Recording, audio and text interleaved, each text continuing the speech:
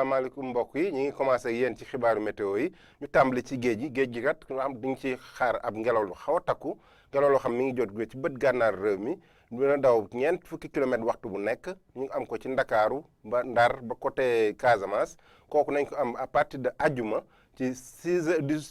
heures ci ngoon ba ci samedi bi ci 12 heures donc comme ni ñu koy waxee nañ bàyyi xel lool ci artu boobu ñu am ci ngelaw li bu ñu ci jógee nag li gën a fës ci xibaar météo yi tey bi mooy tàngaay bi mi ngi fi ba tey xam naa tàng tuuti ci digg réew mi sedd bi nag ñu ngi koy sant bu baax surtout ci guddi gi jëm ci fajar asamaan si leer na bu baax parce que niir yi bëriwuñu bu ñu ci jógee nañ xool nataalu niir yi ci Afrique sowu jant ab asamaan su leer lañu am asamaan si daanaka bëriwul niir yi nga xam ne nañ koy am côté Mauritanie lañu am mu jógee ci géej gi daal di wàlli mais niir yi amul doole noonu ba tax na seddaay bi ni muy demee ci guddi gi jëm ci fajar li ñuy gën a fet mooy seddaay fi muy gën a fese mooy Mbuur na am fukki degré juróom ndax xaw a sedd lool Dakar na am fukki degré juróom-ñett nañ ko am ci diggante Diourbel ba ci Louga Ndar am fukki degré juróom-ñett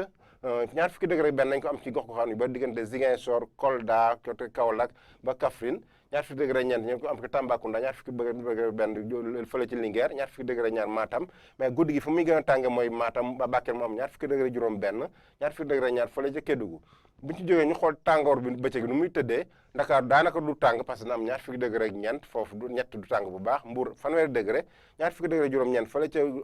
Ndar fanweeri degré ak ñeent fële ca Louga fanweeri degré juróom-ñett fële ca Diourbel fanweeri degré juróom-ñaar Kaolack fanweeri degré juróom-ñaar Ziguinchor mais fu muy gën a tàng mooy Kolda daan am ñeent fukki degré daanaka duñ ko amaat ci gox ko xam yu bëri parce que lu yées ñeent fukki degré la ñu am Kaffrine fanweeri degré juróom-ñett fanweeri degré juróom-ñeent fële ci Tambacounda naka noonu Bakel fanweeri degré juróom-ñaar Matam côté bët gaan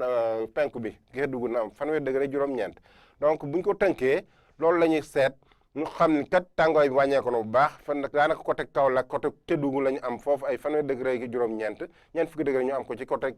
Kolda donc li ñuy am tam mooy at bi nga xam mi ngi ko am ci géej gi na xaw a yëngu surtout ci àjjuma yu jëm ci fajar gi ak ba samedi dañ ci bàyyi xel bu baax mais nag mënuñoo tëj sans rappeler askan ni ñu bàyyi xel bu baax ci digtalu waa kër docteur yi ci xibaar yi nga xam ne feebar bi nga xam moo lëmbee àdduna muy coronavirus dañ ci bàyyi xel bu baax donc loolu lañ amatu leen ko jox leen dox di rajo ba suba ak jàmm wasalaam